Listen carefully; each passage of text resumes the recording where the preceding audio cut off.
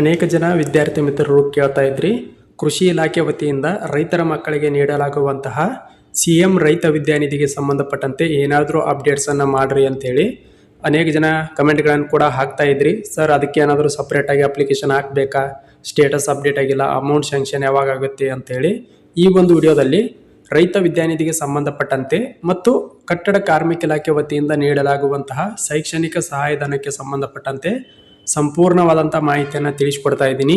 ದಯವಿಟ್ಟು ವಿಡಿಯೋನ ಪೂರ್ತಿಯಾಗಿ ವೀಕ್ಷಣೆ ಮಾಡಿರಿ ಮತ್ತು ಇದೇ ಮೊದಲ ಬಾರಿಗೆ ಯಾರಾದರೂ ನಮ್ಮ ಯೂಟ್ಯೂಬ್ ಚಾನಲ್ನ ನೋಡ್ತಾ ಇದ್ದರೆ ದಯವಿಟ್ಟು ಸಬ್ಸ್ಕ್ರೈಬ್ ಮಾಡ್ಕೊರಿ. ಹಾಗೆ ಈ ವಿಡಿಯೋನ ನಿಮ್ಮ ಗೆಳೆಯರಿಗೂ ಕೂಡ ಶೇರ್ ಮಾಡಿರಿ. ದಯವಿಟ್ಟು ವಿಡಿಯೋನ ಪೂರ್ತಿಯಾಗಿ ವೀಕ್ಷಣೆ ಮಾಡಿರಿ. ಯಾಕೆ ಹೇಳ್ತಾ ಇದ್ದೀನಿ ಅಂದ್ರೆ, ನಿಮ್ಮ ಎಲ್ಲ ಪ್ರಶ್ನೆಗಳಿಗೂ ಕೂಡ ಈ ಒಂದು ವಿಡಿಯೋದಲ್ಲಿ ಸ್ಪಷ್ಟವಾದಂಥ ಉತ್ತರ ಸಿಗಲಿದೆ. 100% ಆಗಿ ಹೇಳ್ತಾ ಇದ್ದೀನಿ. ದಯವಿಟ್ಟು ವಿಡಿಯೋನ ಪೂರ್ತಿಯಾಗಿ ವೀಕ್ಷಣೆ ಮಾಡಿರಿ. ಅನೇಕ ಜನ ಕೇಳುವಂಥ ಪ್ರಶ್ನೆ ಏನಂದ್ರೆ, ರೈತರ ಮಕ್ಕಳು ನಮಗೆ CM ರೈತ ವಿದ್ಯಾನಿಧಿ ವಿದ್ಯಾರ್ಥಿ ವೇತನಕ್ಕೆ ಯಾವ ರೀತಿ ಅಪ್ಲಿಕೇಶನ್ ಹಾಕೋದು, ಲಾಸ್ಟ್ ಡೇಟ್ ಯಾವಾಗ ಅಂತೇಳಿ. ಇದಕ್ಕೆ ಯಾವುದೇ ರೀತಿಯಾದಂಥ ಲಾಸ್ಟ್ ಡೇಟ್ ಇಲ್ಲ. ಅಂದರೆ ಇದರಲ್ಲಿ ಯಾವುದೇ ರೀತಿಯಾದಂಥ ಸ್ಟೇಟಸನ್ನು ಅಪ್ಡೇಟ್ ಮಾಡಿಲ್ಲ. ಕಳೆದ 2-3 ವರ್ಷದ ನಂತರ ಇದರ ಬಗ್ಗೆ ಅಂದರೆ ಕೃಷಿ ಇಲಾಖೆ ವತಿಯಿಂದ ನೀಡಲಾಗುವಂತಹ ರೈತ ವಿದ್ಯಾನಿಧಿಗೆ ಸಂಬಂಧಪಟ್ಟಂತೆ ಯಾವುದೇ ರೀತಿಯಾದಂಥ ಅಪ್ಡೇಟ್ಸ್ಗಳನ್ನು ಅವರು ಮಾಡಿಲ್ಲ. ಆದರೆ ರೈತ ವಿದ್ಯಾನಿಧಿಗೆ SSP ಪೋರ್ಟಲ್ನಲ್ಲಿ ಯಾವುದೇ ರೀತಿಯಾಗಿ ಸಪ್ರೇಟ್ ಅಪ್ಲಿಕೇಶನ್ ಹಾಕುವಂತಹ ಅವಶ್ಯಕತೆ ಇರುವುದಿಲ್ಲ. ಯಾಕೆ ಹೇಳ್ತಾ ಇದ್ದೀನಿ ಅಂದರೆ, ಕೃಷಿ ಇಲಾಖೆ ಅಡಿಯಲ್ಲಿ ಬರುವಂಥ ಫ್ರೂಟ್ಸ್ ID ಮೂಲಕ ನಿಮ್ಮ ತಂದೆ ಅಥವಾ ತಾಯಿ ಯಾರ ರೈತರು ಇರ್ತೀರಲ್ಲ ಅವರ ಆಧಾರ್ ಕಾರ್ಡನ್ನು ಅಲ್ಲಿ ಡಾಟಾ ಪ್ಯಾಚ್ ಮಾಡಿರ್ತಾರೆ. ಜೊತೆಗೆ ನೀವು SSP ವಿದ್ಯಾರ್ಥಿ ವೇತನಕ್ಕೆ ಅರ್ಜಿ ಸಲ್ಲಿಸುವಾಗಲೂ ಕೂಡ ಅಂದರೆ ನೀವು SSP ಒಳಗೆ ಏನು ಅಪ್ಲಿಕೇಶನ್ಗಳನ್ನು ಹಾಕ್ತಾ ಇರ್ತೀರಿ ಆ ಸಮಯದಲ್ಲೂ ಕೂಡ ನಿಮ್ಮ ತಂದೆ ಮತ್ತು ತಾಯಿ ಆಧಾರ್ ಕಾರ್ಡನ್ನು ಕಡ್ಡಾಯವಾಗಿ ಕೇಳ್ತಾರೆ.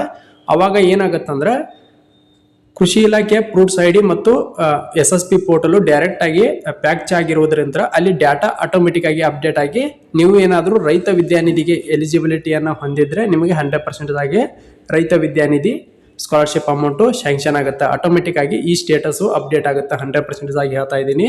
ಈ ರೀತಿ ಆಗುತ್ತೆ. ಇದಕ್ಕೆ ಯಾವುದೇ ರೀತಿಯಾದಂತಹ ಸಪ್ರೇಟ್ ಅರ್ಜಿ ಸಲ್ಲಿಸುವಂತಹ ಅವಶ್ಯಕತೆ ಇರುವುದಿಲ್ಲ. ಇದೊಂದು ಸ್ಪಷ್ಟವಾದಂಥ ಕ್ಲಾರಿಟಿಯನ್ನು ಕೊಡ್ತಾ ಇದ್ದೀನಿ. ಇನ್ನು ಎರಡನೇ ಪ್ರಮುಖವಾದಂಥ ಮಾಹಿತಿ ಏನಂದ್ರೆ, ಇನ್ನು ಕೆಲವೊಂದಿಷ್ಟು ಜನ ವಿದ್ಯಾರ್ಥಿ ಮಿತ್ರರು ಕೇಳ್ತಾ ಇದ್ರಿ, OBC SC ST ಅಲ್ಪಸಂಖ್ಯಾತ ವಿದ್ಯಾರ್ಥಿಗಳು ನಮಗೆ ಡಿಪಾರ್ಟ್ಮೆಂಟ್ ವಿದ್ಯಾರ್ಥಿ ವೇತನ ಮಾತ್ರ ಬಂದಿತ್ತು. ಕಳೆದ ಬಾರಿಯೂ ಕೂಡ ರೈತ ವಿದ್ಯಾನಿಧಿ ಸ್ಕಾಲರ್ಶಿಪ್ ಬಂದಿತ್ತು. ಕಳೆದ ಬಾರಿ ಅಂದ್ರಲ್ಲ, ಸುಮಾರು 2 ವರ್ಷದ ಹಿಂದೆ. ಈಗ 2 ವರ್ಷದ ನಂತರ ರೈತ ವಿದ್ಯಾನಿಧಿ ಸ್ಕಾಲರ್ಶಿಪ್ ಅಮೌಂಟ್ ಬರ್ತಾ ಇಲ್ಲ. ಕೇವಲ ಡಿಪಾರ್ಟ್ಮೆಂಟ್ ವಿದ್ಯಾರ್ಥಿ ವೇತನ ಮಾತ್ರ ಜಮಾ ಆಗ್ತಾ ಇದೆ ಅಂತ ಹೇಳಿ ಬಹಳಷ್ಟು ಜನ ವಿದ್ಯಾರ್ಥಿ ಮಿತ್ರರು ಕಮೆಂಟ್ಗಳನ್ನು ಮಾಡಿದ್ರಿ. ಇದಕ್ಕೆ ಸಂಬಂಧಪಟ್ಟಂತೆ ಸ್ಪಷ್ಟವಾದಂಥ ಕ್ಲಾರಿಟಿಯನ್ನು ಕೊಡ್ತಾ ಇದ್ದೀನಿ. ಏನಂದ್ರೆ, ನೀವು ರಾಜ್ಯ ವಿದ್ಯಾರ್ಥಿ ವೇತನ ತಂತ್ರಾಂಶದ ಮೂಲಕ ವಿದ್ಯಾರ್ಥಿ ವೇತನಕ್ಕೆ ಅರ್ಜಿಗಳನ್ನು ಸಲ್ಲಿಸಿದಾಗ ಯಾವುದಾದರೂ ಒಂದು ವಿದ್ಯಾರ್ಥಿ ವೇತನವನ್ನು ಪಡೆದುಕೊಳ್ಳಲು ಮಾತ್ರ ಅವಕಾಶವನ್ನು ನೀಡಿದ್ದಾರೆ. ಅಂದ್ರೆ ನೀವು OBC ವಿದ್ಯಾರ್ಥಿಗಳಾಗಿದ್ರೆ OBC ವಿದ್ಯಾರ್ಥಿ ವೇತನವನ್ನು ಪಡ್ಕೊಂಡ್ರೆ ಅಂದ್ರೆ ನೀವು ರೈತರ ಮಕ್ಕಳಾಗಿದ್ರೂ ಕೂಡ ನಿಮ್ಗೆ ಯಾವುದೇ ಕಾರಣಕ್ಕೂ ಕೂಡ ರೈತ ವಿದ್ಯಾನಿಧಿ ಸ್ಕಾಲರ್ಶಿಪ್ ಅಮೌಂಟ್ ಬರುವುದಿಲ್ಲ. ಕೇವಲ ಜನರಲ್ ವರ್ಗದವರಿಗೆ ಮಾತ್ರ ರೈತ ವಿದ್ಯಾನಿಧಿ ಆಗಿರ್ಬೋದು, ಹಾಗೆ ಡ್ರೈವರ್ಸ್ಗಳ ಮಕ್ಕಳಿಗೆ ನೀಡಲಾಗುವಂಥ CM ಡ್ರೈವರ್ಸ್ ಸ್ಕಾಲರ್ಶಿಪ್ ಆಗಿರ್ಬೋದು, ಈ ವಿದ್ಯಾರ್ಥಿ ವೇತನಗಳನ್ನು ನೀಡ್ತಾರೆ. ಇದೊಂದು ಸ್ಪಷ್ಟವಾದಂಥ ಕ್ಲಾರಿಟಿಯನ್ನು ಕೊಡ್ತಾ ಇದ್ದೀನಿ. ನೀವು ಯಾವುದಾದರೂ ಒಂದು ವಿದ್ಯಾರ್ಥಿ ವೇತನವನ್ನು ಮಾತ್ರ ಪಡ್ಕೊಳ್ಳೋಕೆ ಅವಕಾಶ ಇರುತ್ತೆ. ಆದರೆ ಇಲ್ಲಿ ಕಟ್ಟಡ ಕಾರ್ಮಿಕ ಇಲಾಖೆ ವಿದ್ಯಾರ್ಥಿ ವೇತನವನ್ನು ಮತ್ತು ನಿಮ್ಮ ಡಿಪಾರ್ಟ್ಮೆಂಟ್ನ ವಿದ್ಯಾರ್ಥಿ ವೇತನವನ್ನು ಕೂಡ ಇಲ್ಲಿ ಪಡ್ಕೊಳ್ಬೋದು, ಕಾರ್ಮಿಕರ ಮಕ್ಕಳಾಗಿದ್ದರೆ ಮಾತ್ರ. ಹಾಗಾದರೆ ಕಾರ್ಮಿಕರ ಮಕ್ಕಳು ಬಹಳಷ್ಟು ಜನ ಕೇಳ್ತಾ ಇದ್ರಿ, ಅಂದರೆ ಕಟ್ಟಡ ಕಾರ್ಮಿಕ ಇಲಾಖೆದು ಸ್ಕಾಲರ್ಶಿಪ್ಪು ಅಪ್ಲಿಕೇಶನು 1 ವರ್ಷ ಮಾಡಿದ್ದಾರೆ, ಮತ್ತೆ 3 ವರ್ಷ ಇದ್ದರೆ ರಿನ್ಯೂವಲ್ ಮಾಡಿದ್ದಾರೆ, ಸುಳ್ಳು ಹೇಳ್ತಾ ಇದ್ದೀರಿ ಹಾಗೆ ಹೀಗೆ ಅಂತೇಳಿ. ಅದ್ರ ಬಗ್ಗೆ ಸ್ಪಷ್ಟವಾದಂಥ ಕ್ಲಾರಿಟಿನ ಕೊಡ್ತಾ ಇದ್ದೀನಿ. ಇಲ್ಲಿ ನೋಡ್ಬೋದು, ಅವ್ರದ್ದೇ ಒಂದು ಹೊಸ ಅಧಿಕೃತವಾದಂಥ ವೆಬ್ಸೈಟ್ ಐತಿ. ಈಗಾಗಲೇ ಈ ವೆಬ್ಸೈಟ್ಗೆ ಸಂಬಂಧಪಟ್ಟಂತೆ ಬಹಳಷ್ಟು ಜನ ಯೂಟ್ಯೂಬರ್ಸು ವಿಡಿಯೋಗಳನ್ನು ಮಾಡಿ ಅಪ್ಲೋಡ್ ಮಾಡಿದ್ದಾರೆ. ಇದು ಲೇಬರ್ ಕಾರ್ಡ್ನ ಅಧಿಕೃತ ಒಂದು ವೆಬ್ಸೈಟ್ ಇದೆ. ಇಲ್ಲಿ ಕಾಣ್ತಾ ಇರ್ಬೋದು. ನೀವು ಕೂಡ ಇಲ್ಲಿ ರಿಜಿಸ್ಟ್ರೇಷನ್ ಮಾಡಿಕೊಂಡು ನೀವು ಕೂಡ ಚೆಕ್ ಮಾಡ್ಕೋಬಹುದು, ನಿಮ್ಮ ಲೇಬರ್ ಕಾರ್ಡ್ ಎಕ್ಸ್ಪೈರ್ ಆಗಿದೆಯಾ ಅಥವಾ ಇನ್ನೂ ಸ್ಟಾರ್ಟ್ ಇದೆ, ಇನ್ನೂ ಎಷ್ಟು ದಿನಗಳ ಒಳಗಾಗಿ ಎಕ್ಸ್ಪೈರ್ ಆಗುತ್ತೆ, ಪ್ರತಿಯೊಂದು ಮಾಹಿತಿಯನ್ನು ಕೂಡ ಇಲ್ಲಿ ನೀವು ಇಲ್ಲಿ ಚೆಕ್ ಮಾಡ್ಕೊಳ್ಬಹುದಾಗಿರುತ್ತೆ. ಇಲ್ಲಿ ಈಗಾಗಲೇ ನಾನು ರಿಜಿಸ್ಟ್ರೇಷನ್ ಆಗಿದ್ದೀನಿ. ನೀವೇನಾದರೂ ರಿಜಿಸ್ಟ್ರೇಷನ್ ಆಗಿಲ್ಲ ಅಂದ್ರೆ ಇಲ್ಲಿ ಕಾಣ್ತಾ ಇರ್ಬೋದು ನಿಮ್ಗೆ, ಇದ್ರ ಮೇಲೆ ಕ್ಲಿಕ್ ಮಾಡ್ಕೊಂಡು ರಿಜಿಸ್ಟ್ರೇಷನ್ ಮಾಡ್ಕೋಬೇಕಾಗತ್ತೆ. ಇಲ್ಲಿ ನಾನು ಮೊಬೈಲ್ ನಂಬರನ್ನು ಎಂಟ್ರಿ ಮಾಡ್ಕೊಳ್ತಾ ಇದ್ದೀನಿ, ತೋರಿಸ್ತೀನಿ. ಇಲ್ಲಿ ಮೊಬೈಲ್ ನಂಬರನ್ನು ಎಂಟ್ರಿ ಮಾಡ್ಕೊಂಡು ಜನರೇಟ್ ಮೇಲೆ ಕ್ಲಿಕ್ ಮಾಡಿಕೊಂಡ್ರೆ ಒಂದು OTP ಬರುತ್ತೆ. OTPನ ಎಂಟ್ರಿ ಮಾಡಿಕೊಂಡು ಲಾಗಿನ್ ಆಗಬೇಕಾಗತ್ತೆ. ಲಾಗಿನ್ ಮಾಡ್ಕೊಂಡ ತಕ್ಷಣ ಈ ರೀತಿಯಾದಂಥ ಪೇಜ್ ಓಪನ್ ಆಗುತ್ತೆ. ಇಲ್ಲಿ ಕಾಣ್ತಾ ಇರ್ಬೋದು ನಿಮಗೆಲ್ರಿಗೂ ಕೂಡ ಇಲ್ಲಿ ಅಪ್ಲಿಕೇಶನು ಅಪ್ರೂವ್ಡ್ ಆಗಿರಬೇಕಾಗತ್ತೆ.